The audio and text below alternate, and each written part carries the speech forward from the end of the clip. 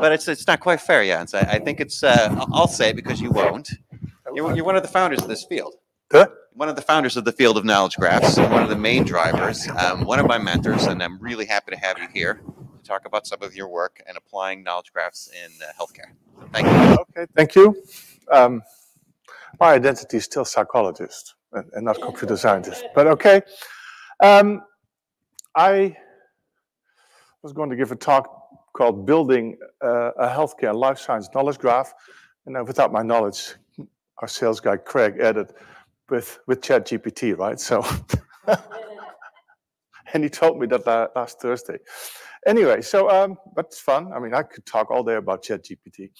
So, this is actually two talks. One of them is a plug-and-play healthcare knowledge graph that we built for hospitals. It's so hard to convince hospitals to build a knowledge graph, and you can have all the services you want, but they have to be convinced first. So we built a plug-and-play knowledge graph with Synthea in there for realistic healthcare data, all the taxonomies you want, huge library of example questions and methods, right? And that makes it way easier to just give it to someone so they can start playing with a Jupyter notebook. Anyway, so that is the first thing. And the second is LLMs. So, oh, this is back, right? This one here. We do a lot of work with LLMs in call center analytics, where we take conversations between agents and customers, and where we get insights out of conversations. And ChatGPT is, well, GPT is just amazing for that, right? We also started using it big time for our healthcare knowledge graph, and I'm going to talk about that too. I think I'll only get to the first 2 or 3. That's it for today. And if we have some time left, if we don't have, I could talk about how I filled a complete knowledge graph with wine, a wine knowledge graph, automatically using LLM. But anyway, okay, let me go just straight and not lose time. So for years, we worked with the big hospital in the Bronx, Montefiore, and we helped them build big knowledge graphs in huge scale, and we learned an incredible amount, right? And we're very proud that in 2021, we were chosen as one of the top data fabrics in this space of data fabrics and hospitals. So, I mean, so we know what to do, right, in healthcare, especially hospitals, let me say it that way.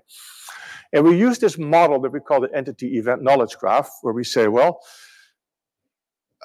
in the domain of healthcare, but this applies to many domains, you have one core entity, and then anything that happens to the patient over time becomes a simple object. We call it an event object with a type, a start time, end time, and a few key value pairs to describe that particular event, all attached to the patient and then logically grouped so you can shard it over a cluster of machines. And then, of course, everything in your knowledge graph needs to be terminated in taxonomies, right? And so we got this down. This is the typical picture that I like to show, where you have your, no, where's the thingy? Oh, here. No, go back. Right, here's your entity. Then you have events. Can we go from all the way from demographics to any kind anything that happens within the hospital with the patients, and then ultimately terminating into your knowledge bases. And so that's kind of the core of the entity event knowledge graphs that we're building. And then I can talk about many different benefits, but I think the main benefit of having a knowledge graph in healthcare is that your queries become roughly 100 times more simple to write and to understand, right? So that's one. And the other thing that I talk about a lot is, if you try in a hospital to say, give me everything about Deborah McGinnis, they laugh at you, right? But because you're in too many databases, you're probably in 1,000 databases. But once you got it in a knowledge graph, it's one click, one line, and you got the beautiful JSON object that describes you, right? Anyway, so as I said in the beginning, so you have this beautiful knowledge graph, but how can you show this knowledge graph if all the data in your knowledge graph is protected, right? You can't appear all the personal health information, you can't share it. There was a huge problem that we had, so we finally decided, okay, we're just going to build an entire one using Synthea. Who has played with Synthea in this audience? Okay, so there's one. You might have done some of that. Yeah, so really stunned with how good it is. I mean, some things are missing. And Mimic 2 has some more stuff about ICU data, but still it's a really good data set if you want to start, right? And so we built this thing here where we have, well, what we found, the most important thing is I can now give it to someone in a hospital that then can show it to the leadership and to their colleagues, right? To kind of show, okay, what can I do with a knowledge graph in a hospital? Now, the big hospitals in the United States already are building them. There's so many hospitals, right, that they don't even know where to start. So that is the first thing. A complete plug-and-play knowledge graph that you can show to your colleagues.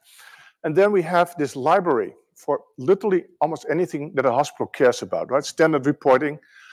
You have the CMS quality reporting for Medicare, Medicaid. You have, if you want to do entity prediction, right? We can, with one line, get all the events for a person, and you can feed it to machine learning algorithms to do event prediction, feature extraction, claim reporting. So Synthea has claims data, so we have a lot of queries around computing claims.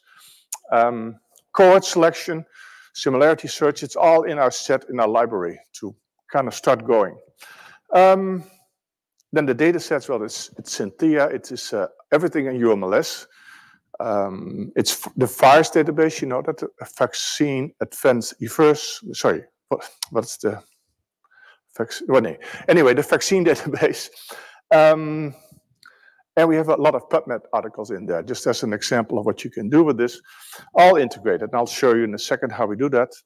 And then very important, almost every hospital that we talk to wants security, right? They want to make sure that you put all the data in one place, but now how do you protect your data, right? Instead of, and you can't put it in different repositories that you save, but you have this one big database. How do I protect certain parts from certain people? So we have several mechanisms to do that, and we implemented that already as an example in our knowledge graph. So they can see it's a really, really safe knowledge graph. Then people say, yeah, but I have 10 million patients. Will that scale?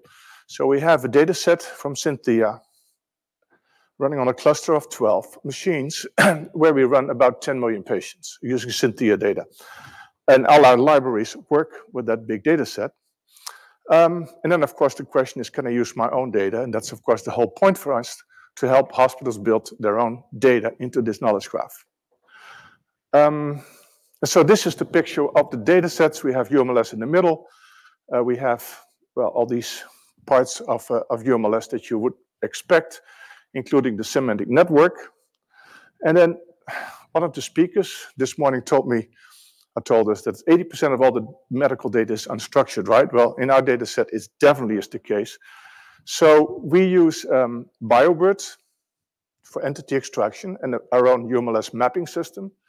So we take articles from PubMed, we take the unstructured text in the clinical trials, we take the FIRES database unstructured text, although there's not much in there, and then we have the text in Synthea itself, all linked together via UMLS. So now it's all big one system. And so now if you look at our graph, let's see if I can do it here, right? So this is kind of the graph that I showed in the beginning. It's the medical records, just a few fields in this case, right? Linked to UMLS. And then there's clinical trials that we also use to the UMLS. So now you can link patients to clinical trials. So now, for example, we can say for a particular kind of patient, okay, find me clinical trials that are relevant, or given a clinical trial, find me patients that might be relevant, right? So, and there's examples in our notebooks to do that query. And then we have the course 19 to the PubMed literature, again, linked to everything else, and then the FIRES database, right? So it's a knowledge graph that literally, through the unstructured text, links everything together. Okay, so now for the fun part of the meeting, of this talk. So who's using LLM for healthcare data? You are? And you, okay. So, I've been for a long time really interested in causal graphs, yeah, using Bayesian statistics or just taking text and trying to find causal relationships, and it was always so hard, right? We were building rule-based systems to extract it. We worked for a long time for the Stanford Research Institute, where they were taking the, you remember that probably, right? The Biology 101 textbook, right?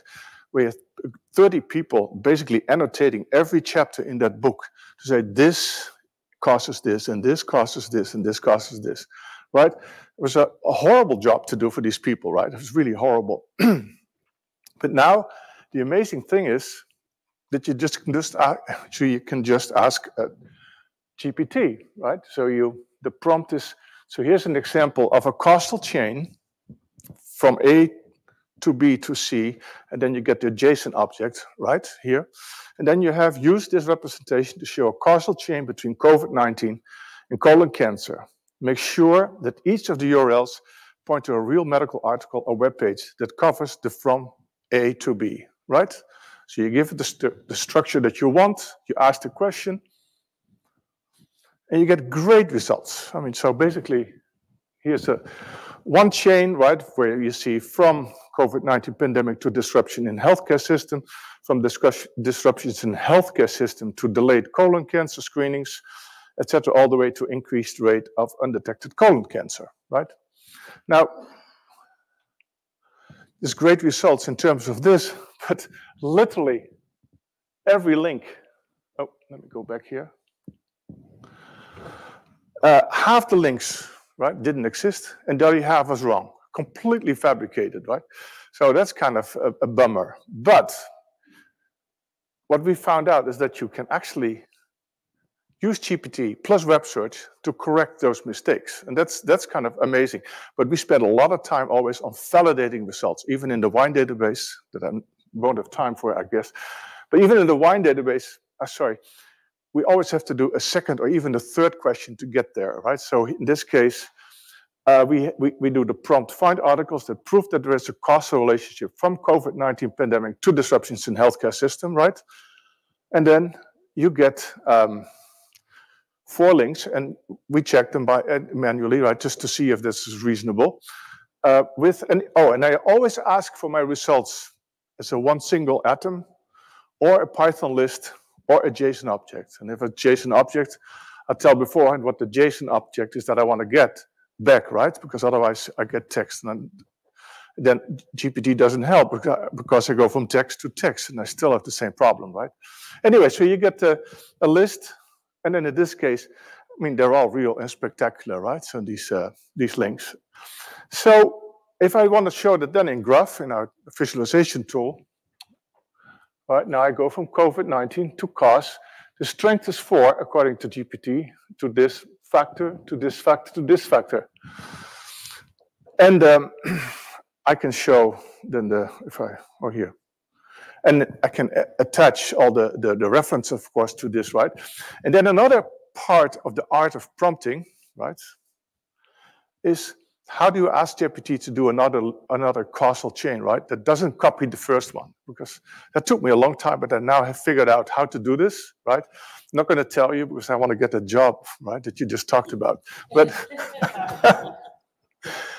so this is finding causal chains. So another one that I was interested in is how do you find links between, say, increased salt intake and higher blood pressure, right?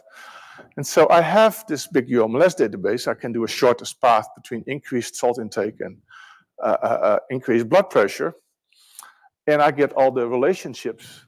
I get all the relationships in this particular UMLS network, but it's not really causal, right? It's just semantic relationships in terms of words. But the cool thing is, I can also now ask ChatGPT.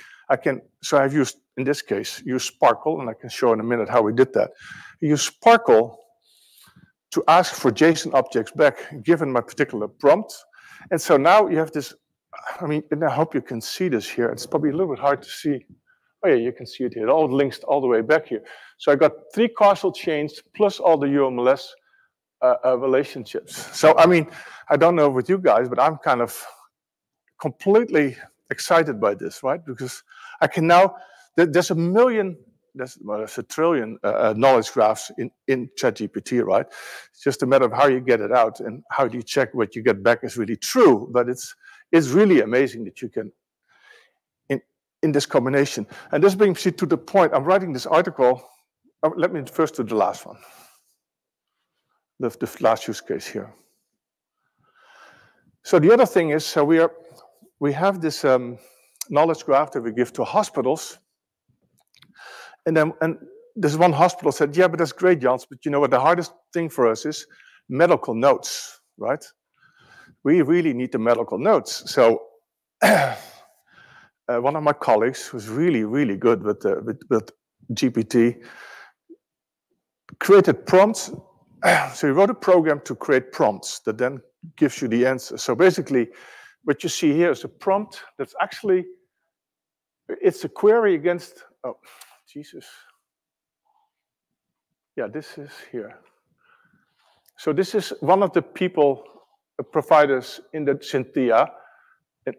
This is one of the patients with her age doing an outpatient encounter in this particular county. And so this is, so you do a Sparkle query, right, to get these parameters. And then you look at the last 5 conditions, the last 5 procedures, the last 5 medications, even the last 5 observations, the findings, the last 5 encounters. And then the rest of the prompt, after examining the patient, Marianne wrote up the following detailed clinical report, noting any observations, recommendations, lab orders, prescriptions, or follow-ups in a narrative or structured style. And he made a misspelling, but ChatGPT doesn't care about that, right?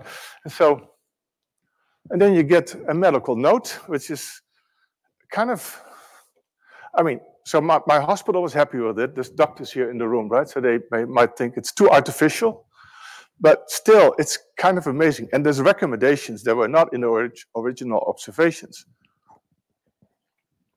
Anyway, so so the premise of this article that I'm writing is that future intelligent applications are really a collaboration between a human being, a very smart human being, right, an LLM, and a knowledge graph. I think these knowledge graphs and LLMs are made for each other, because if you just ask questions and you can't store these questions anywhere, right, then it's fairly fleeting. And you can't say, ask a ChatGPT, okay, so how many, let me go back to wines here. How many wines have high tannins and very low sugar contents and are aging very well, right? That's, it will give you a wishy-washy answer, but if you create a wine knowledge graph, then you actually can, right? So anyway, let me conclude this picture, and then I go to your wine example. So here, yeah. So basically, the conclusion for what I was just trying to say is that a plug-and-play knowledge graph is really a big step forward, right?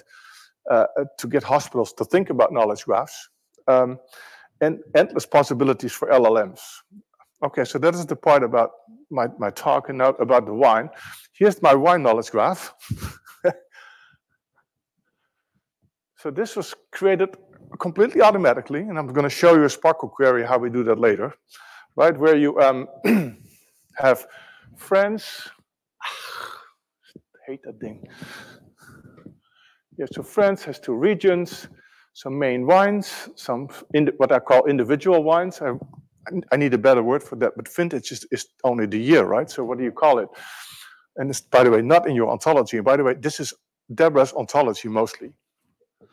So here you get this, and then you get that this one has these grapes, these node profiles. What is this, medium high?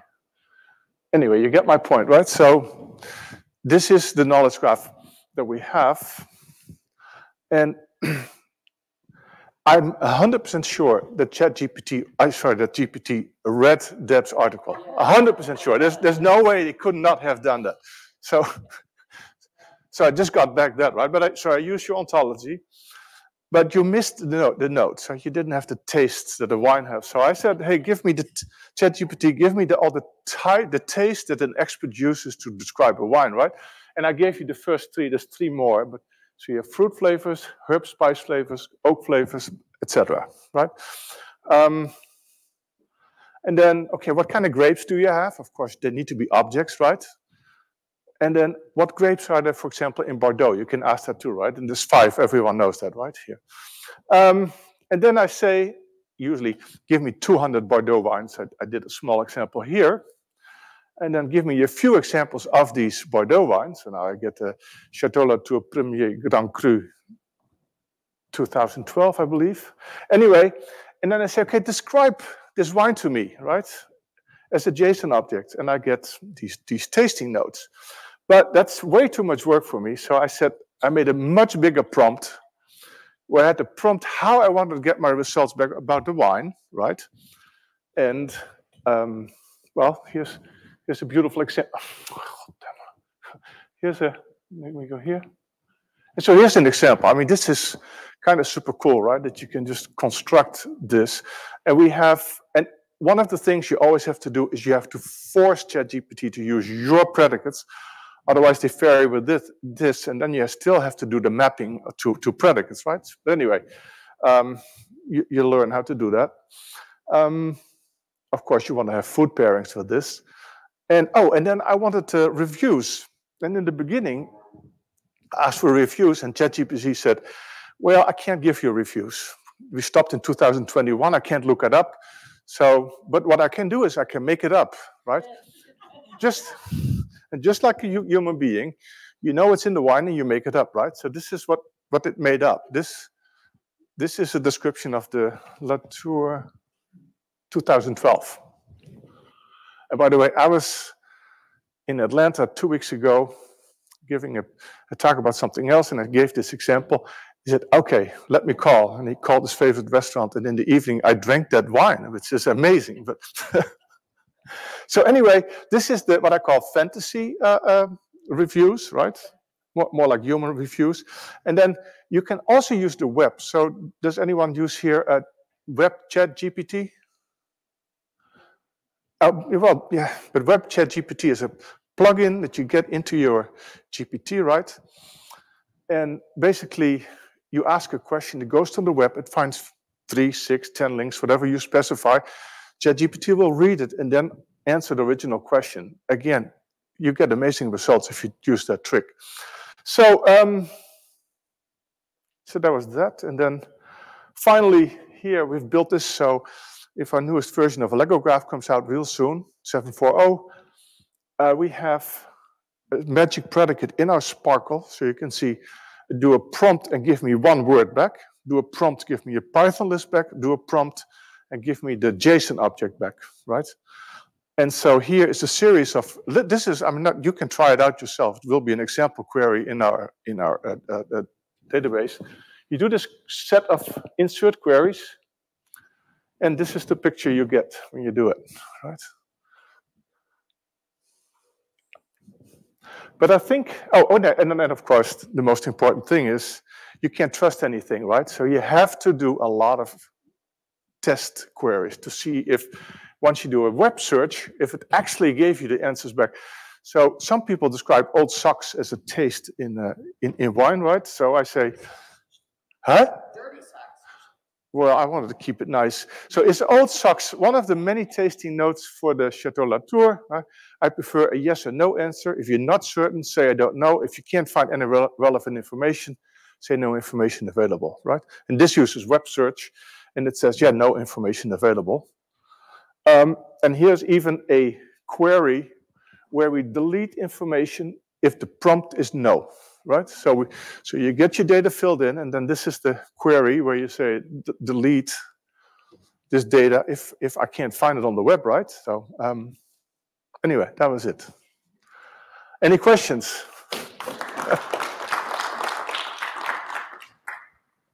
So I think you've set up our panel wonderfully. So maybe what we'll do is take some questions on the first part, and we'll take the rest into the panel.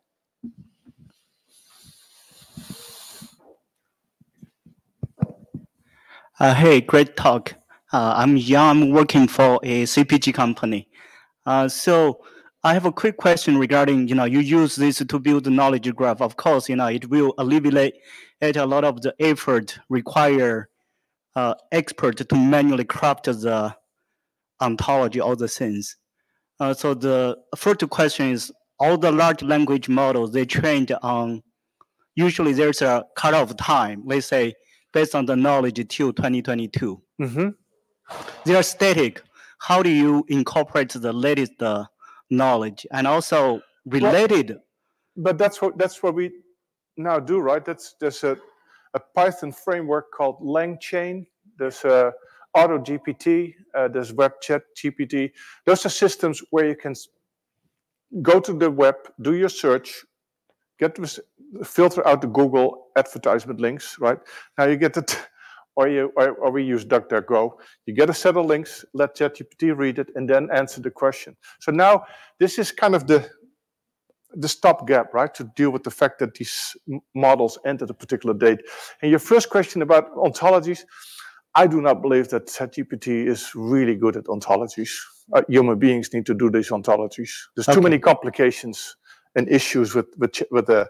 But once you have an ontology, right, you can use it. And I'm the one thing I'm really excited. And my talk is already gone. But those picture where you have this the causal relationships and the knowledge graph relationship, right? That is, if you really think about it, it's amazing that you can use this knowledge graph to embody both your hard-coded knowledge and your whatever you can get out of GPT or an LLM. Yeah. So the related question on the second part is the existing knowledge, even the the current training document, right? You use the word fantasy to describe one of the answers, right? A lot of people call this hallucination, right? They simply make up answers. Do you have any thoughts? How do we alleviate? How do we reduce the error rate? Because in medical diagnosis, you wanted to avoid any mistakes, I guess. Well, I just heard this morning about the 60-30-10 rule. So there's a lot of mistakes going on anyway, right? So I wonder if ChatGPT does way worse than a doctor, right? But the whole point is you have to build a framework where an LLM will generate data, and now you have to test to filter out what is clearly not existing, and then you get a gray area where I don't know what to do, right? But I can't give you a solution, right, where you give the 100% sure answer, because a human being can't do it either, right? I mean, yeah, that's a fair argument. Yeah. Thank you. All right. Okay. Any final questions for Jans before we move on to the panel? Or we can pick them up there. All right. That's awesome. Thank you, Jans.